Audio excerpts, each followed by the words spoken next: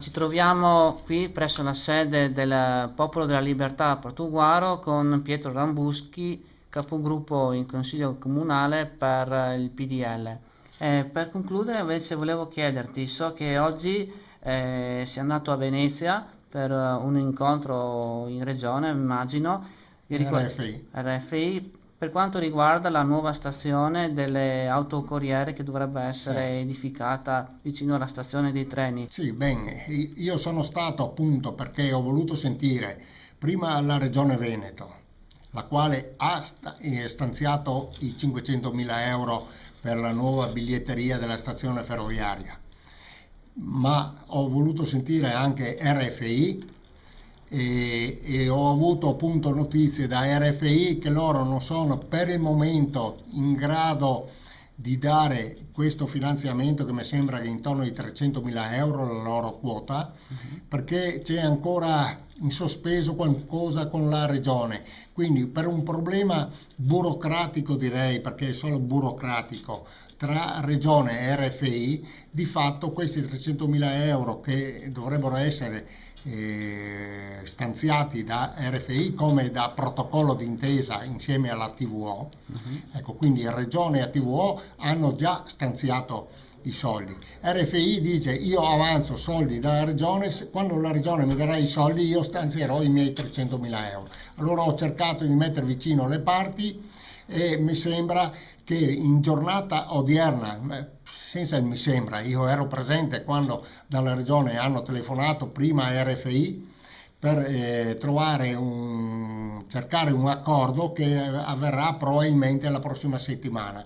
Dopodiché io sono stato a RFI facendo finta appunto di non essere al corrente di quello che si erano detti e ho avuto la stessa conferma a RFI. Quindi io sono, direi, fiducioso in tutto questo, fiducioso però tenendo presente che la burocrazia, che io la conosco assai bene, perché ho lavorato 40 anni sotto lo Stato, la burocrazia è il peggior nemico assoluto del cittadino.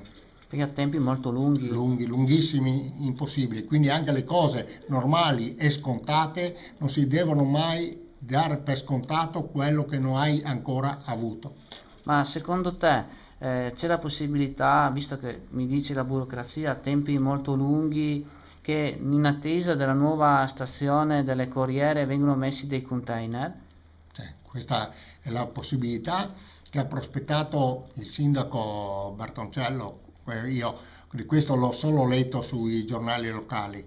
Ecco, però ovviamente se partirà il tutto, perché ormai anche le tettoie delle corriere stanno già asfaltando il tutto, quindi verrà, dico io, in tempi relativamente brevi verrà terminato tutti i lavori nell'ambito della stazione, compresi i marciapiedi e la piantumazione. E voglio dire, se è tutto pronto, ovviamente bisognerà trovare una soluzione che è momentanea, e quindi può essere quello che dice il sindaco, può essere anche veritiero, cioè che mettono un container, però io dico attenti a mettere il container perché questo finanziamento di 300.000 euro slitterà ancora più a lungo, quindi stiamo attenti. Io non metterei mai un container in nessun posto perché appunto diventa definitivo, che lo dice anche il sindaco per dire a onore del vero.